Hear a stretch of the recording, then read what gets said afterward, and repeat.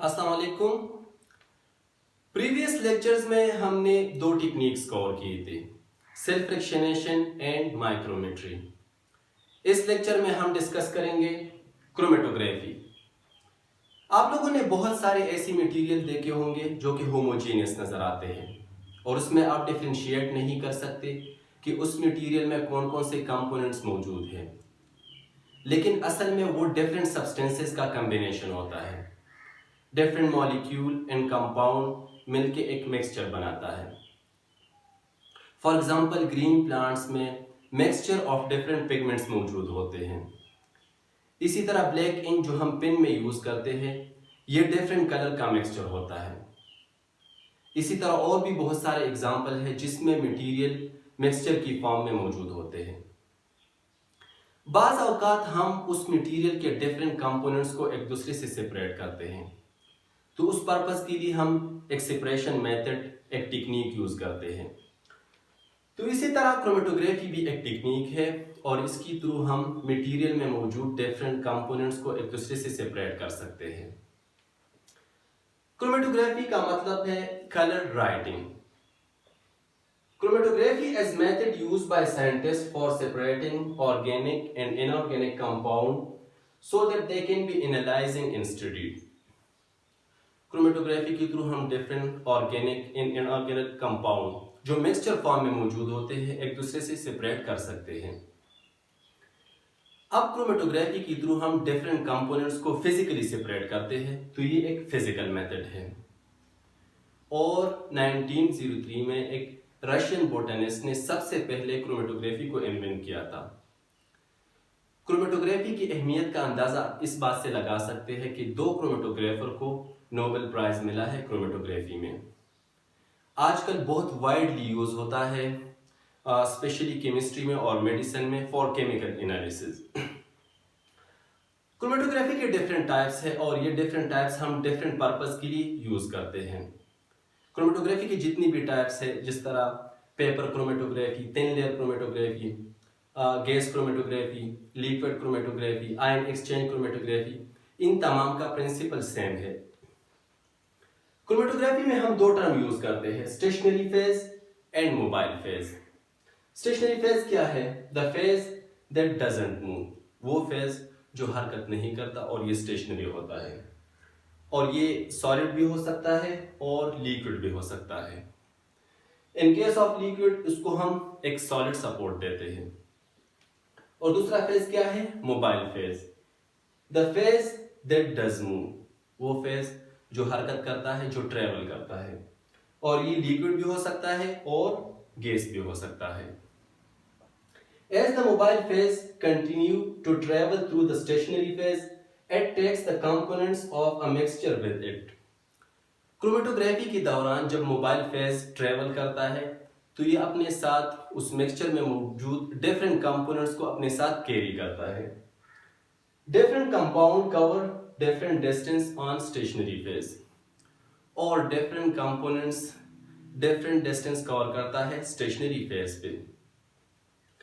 अगर आप क्रोमेटोग्राफी के प्रिंसिपल को देखें तो chromatography is based on differential migration. Migration depend on molecular weight, size and solubility in the solvent. Chromatography के दौरान डिफरेंट कंपोनेंट्स डिफरेंटली माइग्रेट करते हैं और ये माइग्रेशन उस कंपोनेंट की मॉलिक्यूलर वेट पे, साइज पे and solubility in the solvent पे डिपेंड करता है। जो कंपोनेंट मोबाइल फेज के लिए ज्यादा एफिनिटी रखता हो तो वो मोबाइल फेज के साथ लॉन्ग डिस्टेंस कवर करता है, और जो कंपोनेंट स्टेशनरी फेज के लिए एफिनिटी रखता हो तो वो शॉर्ट डिस्टेंस कवर करता है। और इसी तरह हम डिफरेंट कंपोनेंट्स को एक दूसरे से सेपरेट करते हैं। अब जिस तरह मैंने बताया कि क्रोमेटोग्राफी के डिफरेंट टाइप्स है, लेकिन यहाँ पे इस बुक में दो टाइप्स डिस्कस किए हैं, तो हम ये दो टाइप्स डिस्कस करेंगे, paper chromatography and column chromatography. तो आते हैं पेपर क्रोमेटोग्राफी की तरफ। पेपर क्रोमेटोग्राफी के थ्रू हम photosynthetic pigments, sugar and amino acid को सेपरेट कर सकते हैं। पेपर क्रोमेटोग्राफी में हम एक paper strip, absorbing paper stationary phase के तौर पर यूज करते हैं और लिक्विड और मिक्सचर ऑफ सॉल्वेंट को हम मोबाइल फेज के तौर पे यूज करते हैं। क्रोमेटोग्राफी में हम पेपर स्ट्रिप को एक ग्लास जार के अंदर हैंग करते हैं और इसके एक एंड पे ड्रॉप ऑफ मिक्सचर पुट करते हैं, जिसके डिफरेंट कंपोनेंट्स को हम एक दूसरे से सेपरेट करना चाहते हैं। ये सॉल्वेंट कैपिलरी एक्शन के थ्रू इस स्टेशनरी फेज में ट्रेवल करता है और ट्रेवलिंग के दौरान ये इस मिक्सचर में मौजूद डिफरेंट कंपोनेंट्स को अपने साथ ऊपर कैरी करता है। और जिस तरह मैंने बताया कि ये माइग्रेशन किस चीज पे डिपेंड करता है, मॉलिक्यूलर वेट पे, साइज पे and solubility in the solvent पे। जो कंपोनेंट मोबाइल फेज के लिए ज्यादा एफिनिटी रखता हो तो वो मोबाइल फेज के साथ ज्यादा डिस्टेंस कवर करता है, जैसे कि यहाँ पे मैंने ब्लैक से शो किया है। और जो कंपोनेंट स्टेशनरी फेज के लिए ज्यादा एफिनिटी रखता हो तो वो स्टेशनरी फेज पे जल्दी डिपॉजिट हो जाता है, जिस तरह ये ब्लू। और इसी तरह डिफरेंट कंपोनेंट्स जो इस मिक्सचर में मौजूद होते हैं हम एक दूसरे से सेपरेट कर सकते हैं। और मजीद आइडेंटिफिकेशन के लिए हम और मेथड यूज करते हैं। दूसरा मेथड कौन सा है? Column chromatography. कॉलम क्रोमेटोग्राफी में हम एक वर्टिकल ग्लास कॉलम को यूज करते हैं और उसको एक सॉलिड मटेरियल से फिल करते हैं जो कि स्टेशनरी फेज के तौर पे काम करता है।